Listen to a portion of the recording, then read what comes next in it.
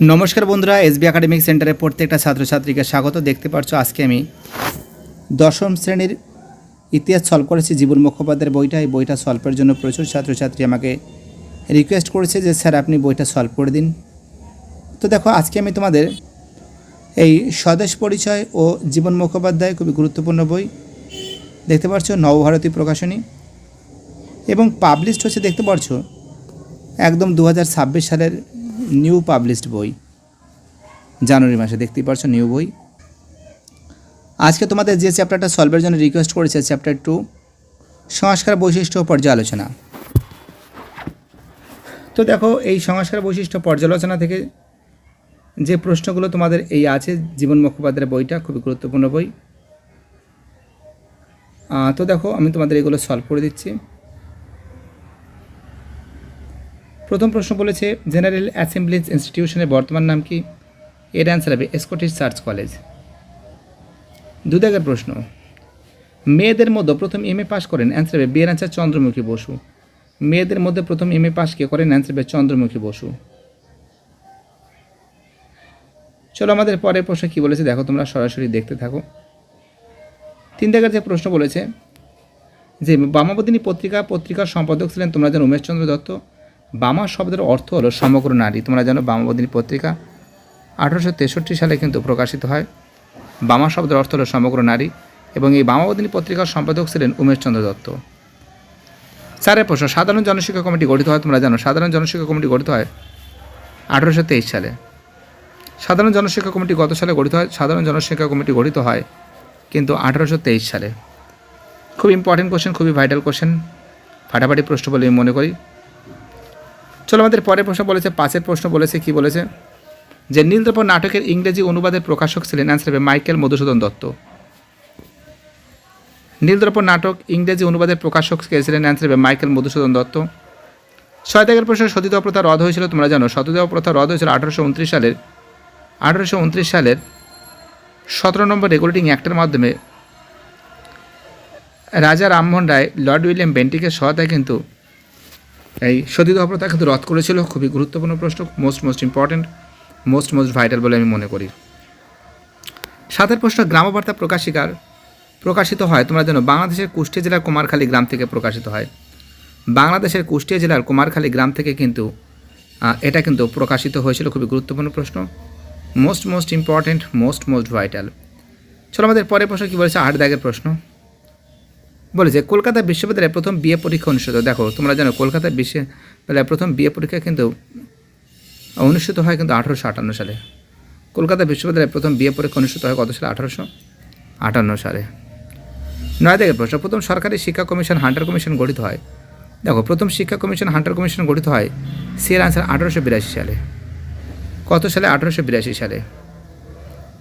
চলো আমাদের পরের প্রশ্ন কী বলেছে 10 প্রশ্ন বলেছে দেবেন্দ্রনাথ ঠাকুর ব্রহ্ম সমাজে যোগ দেন? খুবই গুরুত্বপূর্ণ। তোমরা জানো এই কোশ্চেনটা 1823 হবে না, 1833 হবে না, 1850 হবে না। দেবেন্দ্রনাথ ঠাকুর ব্রহ্ম সমাজ যোগ দেন কিন্তু 1843 সালে। দেবেন্দ্রনাথ ঠাকুর ব্রহ্ম সমাজে যোগ দেন 1843 সালে। এবার দেখতে পাচ্ছি আমি শূন্যস্থান তোমাদের সম্পূর্ণরূপে সলভ করে দিচ্ছি। শূন্যস্থান পূরণ করো।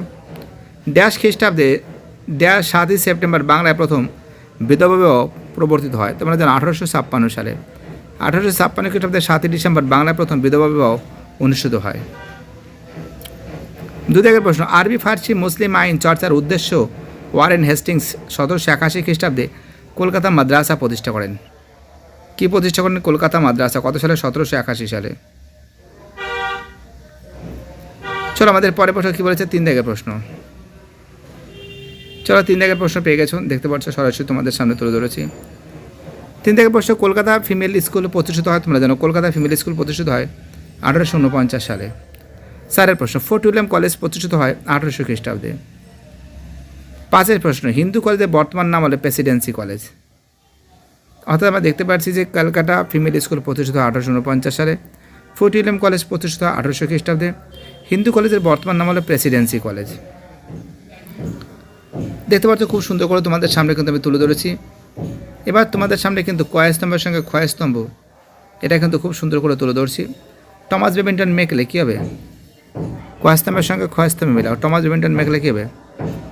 পাশ্চাত্য শিক্ষা হবে।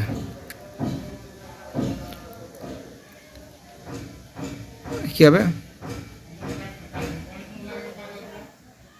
টমাস বেন্টন মেঘলে কী হবে? পাশ্চাত্য শিক্ষা হবে।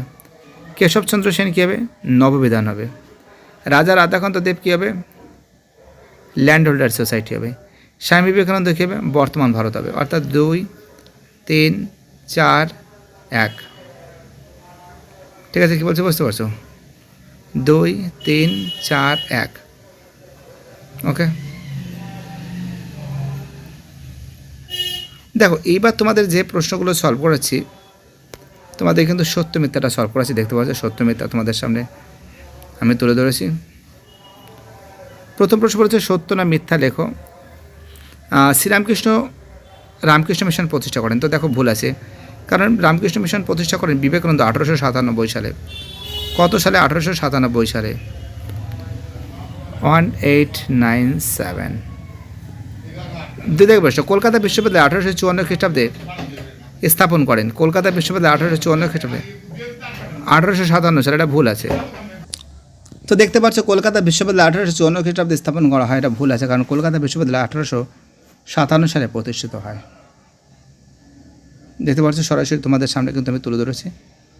আরে বাবা ভয় কেন পাচ্ছ? আসি তো আমি। চলো পরে বসে বলছে হুতুম প্যাঁচার নকশা লিখেছেন কালীপ্রসন্ন সিং, এটা ঠিক আছে। হুতুম প্যাঁচার নকশা লিখেছেন কালীপ্রসন্ন সিং, এটা ঠিক আছে। 4 বছর হরিশ্চন্দ্র মুখোপাধ্যায় নীল চাষিদের পক্ষে ছিলেন। হরিশ্চন্দ্র মুখোপাধ্যায় নীল চাষিদের পক্ষে ছিলেন, সত্য আছে। 5 বছর টমাস বেন্টন মেঘলে প্রাচ্যবিদ্যার সমর্থক ছিলেন। দেখো টমাস বেন্টন মেঘলে একজন পাশ্চাত্য বিদ্যার সমর্থক ছিলেন। কিসের ছিলেন? পাশ্চাত্য বিদ্যার। তো দেখো এগুলো হয়ে গেছে, তোমাদের সামনে সব সলভ করে দিয়েছি। এবার তোমাদের এখান থেকে যে প্রশ্নগুলো আছে, বিবৃতিগুলো সলভ করে দিয়েছি, দেখে নাও সম্পূর্ণ ভিডিওটা। বিবৃতিগুলো দেখো, এখানে বলেছে নিম্নলিখিত বিবৃতিগুলির সঙ্গে কোন বিকল্প ব্যাখ্যাটি সব থেকে মানানসই লেখো। তো দেখতে পাচ্ছি এখানে কিন্তু পয়েন্ট অফ ভিউ থেকে কিন্তু মাধ্যমিক 2018 সালের প্রশ্ন দেখতেই পাচ্ছ। প্রথম প্রশ্ন বলেছে 1872 খ্রিস্টাব্দে ইংরেজ সরকার 3 আইন পাশ করেন। ব্যাখ্যা 3 হবে, এই আইন প্রণয়নের উদ্দেশ্য ছিল বাল্যবিবাহ, বহুবিবাহ নিষিদ্ধ এবং বিধবা আইন সিদ্ধ করা। 2 প্রশ্ন, রামমোহন রায় লর্ড আমাসকে চিঠি লিখেছিলেন রোমান্টো দেবে ভারতের পাশ্চাত্য শিক্ষা ব্যবস্থার আবেদন জানিয়ে। ভারতের পাশ্চাত্য শিক্ষা ব্যবস্থার আবেদন জানিয়ে। দেখতে পাচ্ছ খুব সুন্দর করে তোমাদের সামনে কিন্তু আমি তুলে ধরেছি। প্রত্যেকটা প্রশ্ন ইম্পর্টেন্ট, প্রত্যেকটা প্রশ্ন কিন্তু খতরনাক, vital, most important, most vital. দেখো পরের প্রশ্ন বলছে নববঙ্গ গোষ্ঠী কাদের বলা হয়। নববঙ্গ গোষ্ঠীকে তোমরা জানো যে তৎকালীন সমাজে যে শিক্ষিত বাঙালির মানে ডিরোজিওর নেতৃত্বে কিছু অনুগামী ছিল, যেমন প্যারিচাঁদ মিত্র ছিল, দীক্ষিতনাথ ঝা ছিল, ঠিক আছে। এদের নেতৃত্বে কী ছিল বলো তো? যে হিন্দু সমাজের মধ্যে যে সমস্ত কুসংস্কার, হিন্দু সমাজের মধ্যে পূজা অর্চনা, ঠিক আছে, এই কুসংস্কারের বিরুদ্ধে একটা লড়াই ছিল, এবং এদের ডিরোজিওর অনুগামীদের বলা হয় নববঙ্গ গোষ্ঠী।